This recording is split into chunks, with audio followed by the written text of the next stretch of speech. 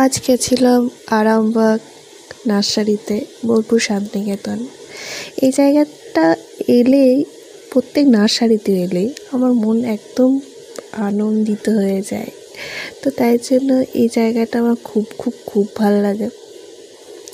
আরামবাগে শুধু সবুজে সবুজে ভরা, এবং অনেক ফুল গাছ নিয়েছি আমি, ছোট বড় মাঝারি, এবং অনেক সবজি গাছও এখানে পাওয়া যায়। এটা পুরোটাই গোলাপের চারা দিয়ে ভর্তি, বড় ছোট। ওইদিকে আরও চারা আছে, পিটুনিয়া আছে। এখন শীতের নানান ডালিয়া, পিটুনিয়া, অ্যাস্টার। আর এখানে কিছু সবজির চারা, কিছু ফল গাছের চারা বড় বড়।